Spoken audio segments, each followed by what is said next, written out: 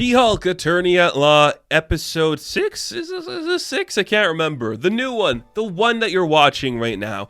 The one we're talking about. The Just Jen episode. It's nice. It's nice to have things work your way for once in your life. That was a little satirical there, but no. This is the best episode of the show. Solely because the expectations it crushed for Marvel fans everywhere. This is what I love about Marvel. They don't promise you shit. Sometimes they do, and they're like, hey, Cap's gonna lift Thor's hammer. Other times you're like, it's Mephisto, it's Magneto, all this shit's coming up. He's the Quicksilver from Fox. This is all connected, look at all this big shit happening. But it's like, no, it's a wedding episode, bitch.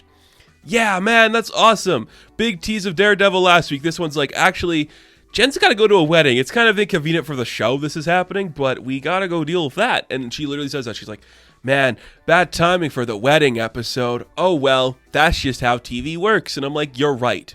That is how TV works. I dare you to name one sitcom that doesn't do a wedding episode, and I dare you to name one sitcom that does a wedding episode better than this. I'm not saying this is a perfect episode. I'm not saying that at all, because it's not.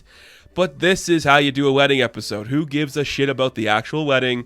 You just have Jen show up, feel awkward and out of place. You know, she doesn't have a groomsman to walk with. They give her a little silly dog. She doesn't have a dress that people like. The bride Lulu's like, I don't want you to She-Hulk out.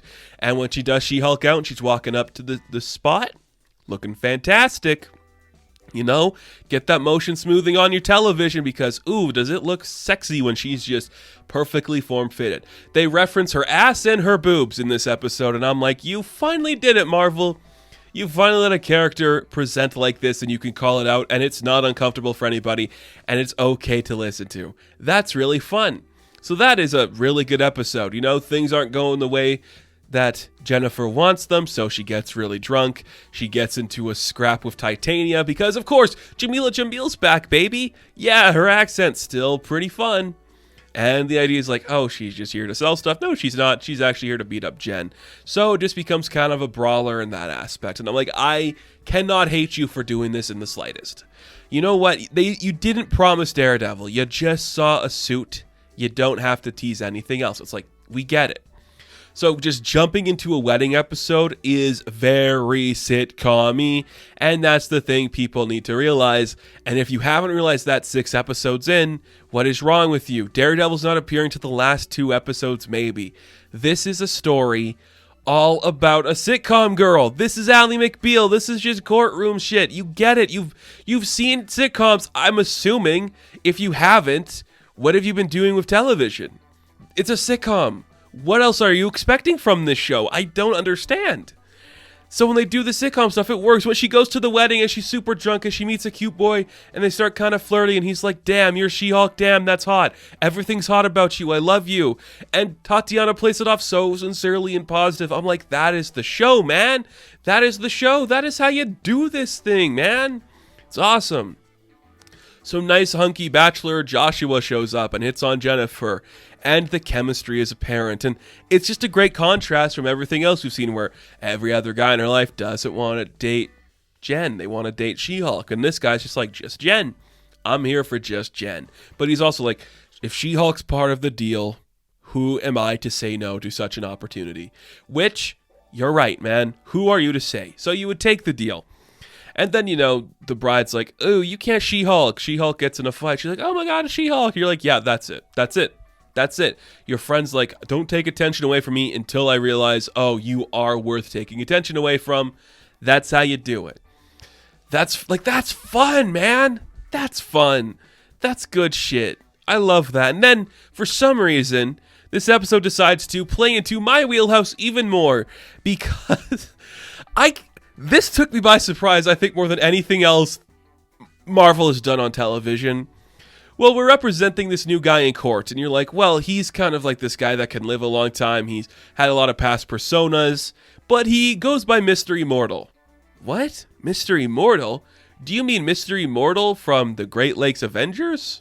You know, Craig Hollis? You're like, yeah, that's the guy we mean. And I'm like, hold the phone.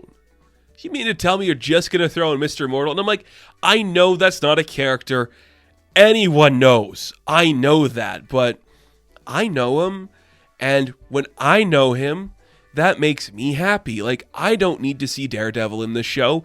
You brought in Mr. Immortal for an entire bit where this guy has conned his way into and out of more marriages than he can count, and when as soon as he is confronted with the problem by Mallory and Nikki, he jumps out the window and tries to kill himself, and then he just walks away from the wreck. That is how you do a bit, because I don't care what anybody says. Marvel, they would be impossibly remiss to do a freaking Great Lakes Avengers show.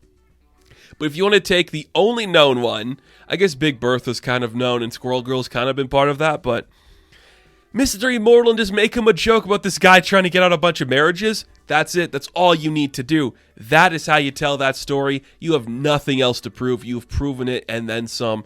That's awesome. Like, that is genuinely, superiorly awesome. And then it's just like all these people in the room. Nikki tries to find the settlement for everybody, and I'm like, you're doing it. You're doing something great. And again, he wants to leave, but everyone knows Mr. Immortal's a piece of shit, so they keep him around. I like that so much. That to me is way more fun than the Wrecking Crew stuff, than the Abomination stuff, than whatever Daredevil's going to be. Just that sequence alone, I am just here for it. It's really fun. It's how you take that concept and make it into a satire and a sitcom. That's how you do it. That was amazing. I wouldn't be surprised if he appears elsewhere. He could be a great supporting character to show up. Eternals, maybe? Just like, this guy lives forever. He's like, oh yeah, Kingo. Yeah. That'd be fun. I love it. And that's the guy who was the weird Twi'lek dude in the Book of Boba Fett. And I'm like, yeah, he is a squirmy little freak, isn't he? Oh, so cool. That was awesome. Like, that, I loved it. And I posted on social media about it, and I know people are like, what are you talking? Why are you excited about this guy? And I'm like, because why would they do this? It's obscure enough to be obscure to the mainstream, but all of us who have been there for a while, we know Mr. Immortal is a weird concept that we're playing with now. So that's cool. That's awesome. That makes me smile. Who else makes me smile? This show hates you. And I love it for that. Because guess what? We now have this intelligentsia website, which it's 4chan, it's Reddit, it's all of these platforms where vindictive, incelic little men can post like, cancel She-Hulk, kill her, we're going to threaten to kill her. Literal death threats. And I'm like, fuck, you're really targeting the demographic you don't want to watch this show. And I can't be prouder of you for it. You have to call it out. You cannot do this self-aware character and not call out that half the audience that is obsessed with the MCU would rather see She-Hulk in this concept in the ground.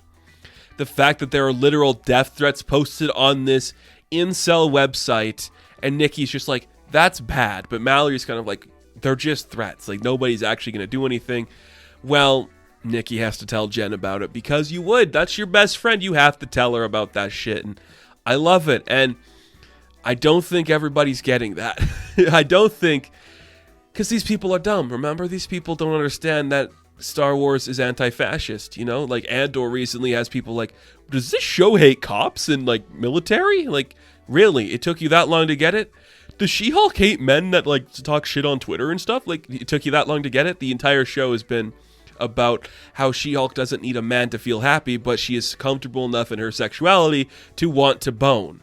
And I'm like, that is the entirety of the show. The entirety of the show is like, shut up. We're telling you what this is. The beginning of every episode, you have Jennifer looking in the camera being like, Daredevil's not in this. We're doing a wedding one. You're probably upset about that, but screw you. Or it's like, hey, you like Wong? There's Wong.